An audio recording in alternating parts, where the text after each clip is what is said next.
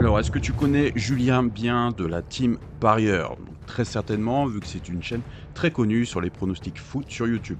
Alors, certains pensent qu'il est très bon et d'autres non, et on va trancher ça dans cette vidéo. Alors, on va regarder ses pronostics, on va les analyser en détail, on va voir ce que tu peux faire aussi par rapport à ces pronostics pour faire en sorte qu'ils soient le plus safe possible. Je vais te donner aussi toutes les erreurs à éviter, et on va voir s'il y a un secret qui se cache à travers toutes ces analyses. Ou pire, peut-être des failles que personne n'a vraiment remarquées. Donc reste bien jusqu'à la fin, car ce que je vais te révéler dans cette vidéo pourrait complètement changer ta vision des pronostics. Allez, on est parti ensemble. Alors on va voir ensemble comment Julien Bien construit ses pronostics. Déjà, est-ce que ses méthodes sont efficaces?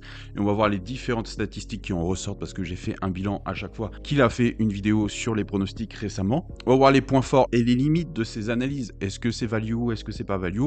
On va définir aussi la notion de value. Et je vais te donner des conseils pour améliorer déjà tes propres pronostics en t'inspirant de ces différentes techniques et voir comment tu peux faire des versions beaucoup plus safe. Et on va voir bien sûr les pièges à éviter lorsqu'on suit quelqu'un sur internet. Alors déjà, petit message de prévention, essaye de suivre des personnes qui ont un bilan infalsifiable. Je ne sais pas si la team parieur a un bilan quelque part infalsifiable, il faudra vérifier. Dites-le moi en commentaire. Donc en tout cas, tu le sais, moi je te montre mes résultats. Tu vois que sur le mois de décembre, on est à quasiment 15 unités de mise, un ROI de 16%. Et si je regarde mes résultats d'hier, donc dans dernière prédiction, tu vois que là j'ai donné une cote à 1.6, c'est passé, 1.4 c'est passé, 1.6 c'est passé, 1.9 c'est passé, 1.3 c'est passé, 1.7 c'est passé encore ici, 1.7 c'est passé encore ici, et là il faut arriver au 27 pour avoir une cote à 1.4 qui est pas passé, alors qu'ici c'est passé, tu vois, à 1.5. Encore ici, c'est passé à 1.6. Encore ici, c'est passé à 1.9. Donc, tu vois que là, sur 1, 2, 3, 4, 5, 6, 7, 8, 9, 10, 11 pronos, j'en ai loupé qu'un, avec des cotes assez hautes. Et tu peux le vérifier toi-même et tu peux créer un odds portal et tu verras que c'est complètement infalsifiable. Tu peux rentrer ce que tu donnes avant le match, mais après le match, c'est fini, tu ne rentres rien. Et tu peux pas jouer sur les mises non plus ou faire une sorte de martingale, c'est impossible. C'est un par mise à chaque fois. De plus, odds portal prend la moyenne des cotes de tous les bookmakers, donc il n'y a pas de triche non plus sur les cotes. Donc la triche sur Odds Portal est impossible. On va revenir sur Julien Bien, alors qui est de la team parieur. Pourquoi je dis Julien Bien? Parce que tout simplement il a été connu à la base avec une chaîne qui s'appelait Julien Bien, et tu vois qu'il a fait un énorme boulot. Bravo à lui déjà, parce qu'il est à 79 000 abonnés, ce qui est énorme sur YouTube, avec 511 vidéos. Voilà, apparemment il a un canal Telegram et aussi un site internet. Si ça t'intéresse que je regarde son site internet, je le ferai aussi.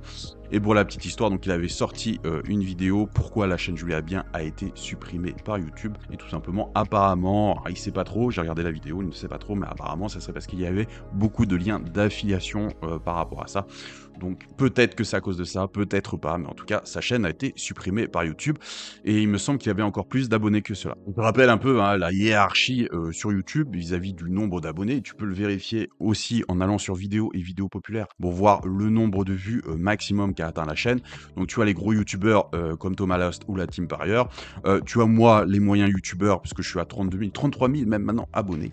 Donc le but c'est pas non plus de critiquer les gros youtubeurs, je ferai une série de vidéos pour analyser leurs pronostics, mais c'est simplement pour que tu saches si, voilà, il y a des pronostics qui sont sur internet, est-ce qu'il faut que tu partes billet en tête dessus ou attention non, réfléchis, analyse aussi par toi-même et je vais te donner des petites astuces pour savoir si le prono est valable ou non. Donc avant d'attaquer ça, merci tout d'abord pour tous vos messages vis-à-vis de IA Pronostic. Vous savez, on a mis à jour depuis quelques jours maintenant des nouvelles IA. Donc il y a, parce que j'ai pas pris toutes les photos ici, mais il y a 5 ou 6 nouvelles IA qui sont apparues et tu vois que on a vraiment bossé d'arrache-pied sur les vacances d'hiver.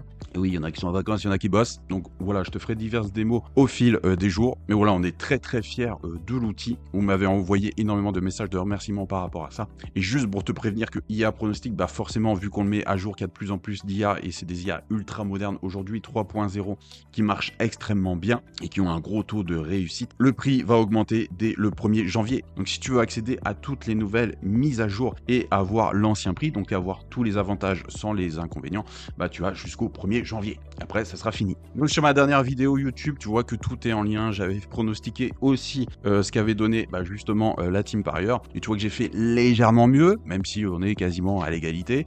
Donc j'ai fait plus 0,52 unités de mise sur cette journée-là. Et lui un bien où la team parieur a fait plus 0,48. Donc j'ai pas noté ce qui était passé pour lui. En tout cas, voici ce que moi j'avais passé. Donc une belle cote à 2,90, une autre à 2,25 et à 0,45.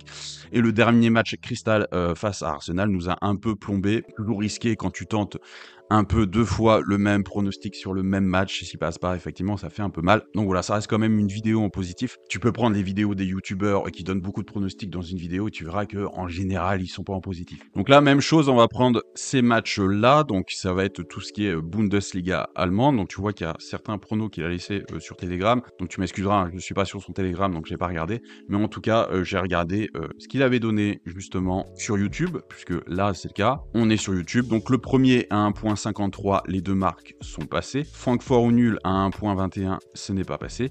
Les deux marques à 1,45, c'est passé. Stuttgart à 1,50 face à Saint-Pauli, ce n'est pas passé. Et Bochum ou nul à 1,40, c'est passé. Donc le bilan en est à moins 0,6, donc bilan négatif sur cette journée-là. Et tu vois que même une cote à 1,2 peut ne pas passer, c'est une cote toute petite, c'est limite une cote un peu ridicule, et tu vois qu'elle ne passe pas, donc faire attention à ces cotes-là. Et tu peux le voir sur mon Odds moi quand je fais des BTTS, en général je vise des grosses cotes, donc des cotes qui sont aux alentours de 2, parce que les BTTS, yes, ça a quand même peu de chances de passer, il faut une surperformance des deux équipes, il faut que les deux équipes marquent, et dès que tu as une cote qui arrive à 1,45, à 1,50, pour moi ce n'est pas value. Alors value veut pas dire que ça va passer ou pas passer, mais pour moi faut pas la tenter. Bon, lui il les a tentés les deux et c'est passé, mais moi je te dirais que les deux équipes qui marquent avec une cote à 1,50, il vaut mieux éviter. Pareil pour Francfort ou nul, moi c'est pas ce que j'aurais fait. Si j'avais pensé que Francfort allait gagner, j'aurais fait un Francfort remboursé si nul, donc j'aurais une cote un peu plus importante. Donc en général, si ça c'est 1,2, on est à 1,3, on prend exactement le même risque. Je vous rappelle, Francfort remboursé si nul, s'il y a match nul, tu es remboursé. Si Francfort gagne, tu gagnes, et si Mayence gagne, tu perds. Donc c'est exactement les mêmes probabilités, sauf que tu augmentes un petit peu les cotes. La même chose si on peut analyser Stuttgart à 1,50. En général, les équipes à domicile à 1,5. Il y a quelques exceptions, mais c'est pas vraiment value. Vaut mieux tenter à domicile à 1,6, 1,7, 1,8. Attention aux cotes aux alentours de 2, 2,10, 2,2. Il vaut mieux bien souvent faire un remboursé si nul parce que le match nul est très probable et les bookmakers, s'ils te mettent une cote à domicile à 2,10, 2,20, ils s'attendent à ce qui est peu de chances que ça passe. Pareil pour Bochum ou nul, mais concrètement, si tu fais un remboursé si nul sur une cote à 1,40 ou nul, tu es plus facilement à 1,5 voire 1,6, ce qui me semble beaucoup plus intéressant. Pour rappel, si tu augmentes à chaque fois la cote pour exactement la même probabilité, tu as plus de chances d'être en positif. Donc ensuite, il a donné une série de pronostics sur des matchs qui ne sont pas sous forme de tableau. Donc là, c'était sur de la Serie A, les deux marques à 1,82, ce n'est pas passé. Mais la cote était un peu plus value. Liverpool gagne et plus de 1,5 buts à 1,45. Alors là, pareil, dès que tu commences à faire un combo, c'est-à-dire que il faut que Liverpool gagne et qu'il y ait plus de 1,5 buts, et en plus tu as une cote à moins de 1,50, alors tu mets deux données importantes, c'est forcément pas value, mais bon, là c'est passé. Essaye de faire un minimum de combiner comme ça, cette équipe-là plus tel buteur, ou cette équipe-là moins de 3,5 buts. Non, tu vois qu'on peut trouver des BTTS, les deux équipes qui marquent, avec une cote à 1,9, ou là je te prends un exemple, c'était un over première mi-temps avec une cote à 1,6. Je te donne un autre exemple, c'est un remboursé si nul, parce que ça c'est handicap 0, on est à 1,7. Donc, tu vois que tu peux trouver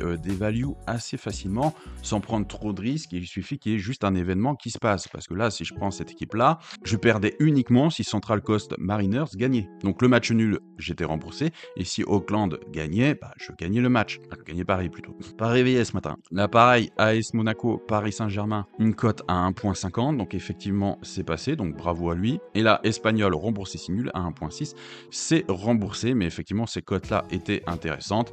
On n'avait pas de combo un peu bizarre.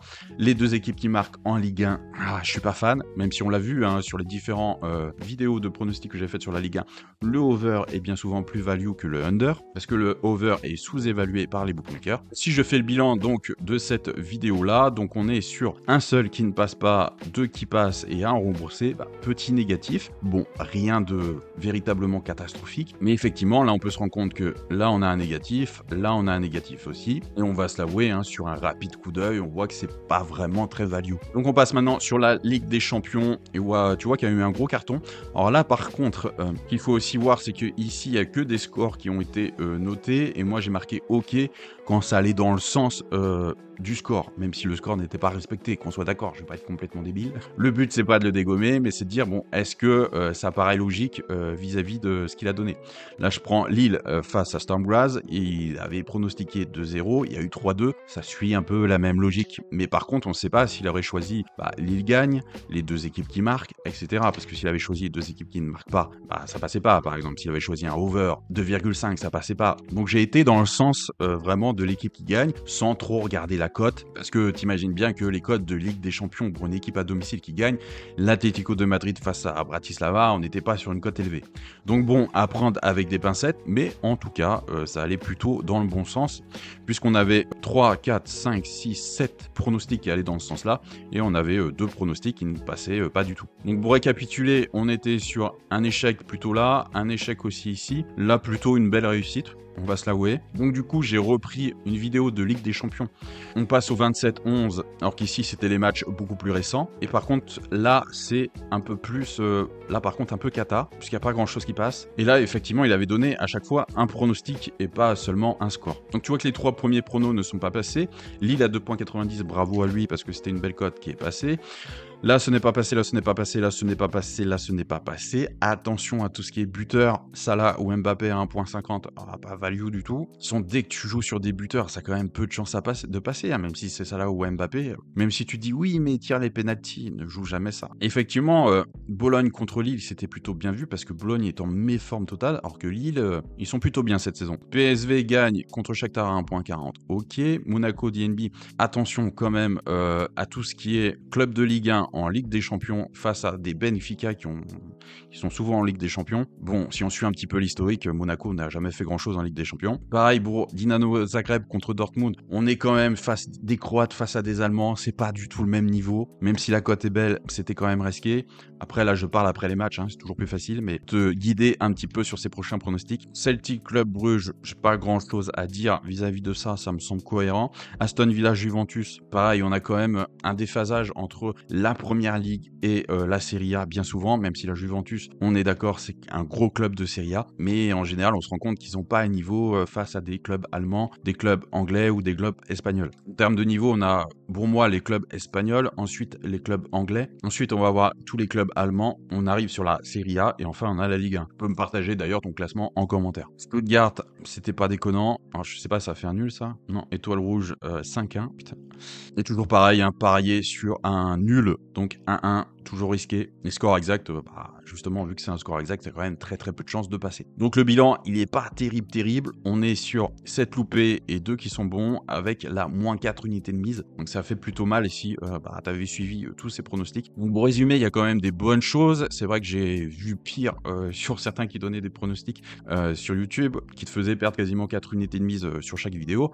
Là, ça reste plutôt très correct, surtout qu'il prend quand même des cotes Argel. Donc si je prends toutes les vidéos que j'ai pu voir, donc là on est sur un léger positif, là un léger négatif, là un léger négatif. Là, c'est pas trop, parce que c'était pas vraiment des pronostics, c'était plus des scores, donc qu'est-ce qu'ils voulaient jouer réellement, on sait pas. Et là, on est sur une cata. Alors attention aussi sur tout ce qui est Ligue des Champions, vous l'avez vu lors de mes lives avec mes élèves, on en parle de la Ligue des Champions, et on se rend de plus en plus compte que, vu qu'ils ont totalement changé le format, tout ce qui est phase préliminaire, c'est la foire, c'est du grand n'importe quoi.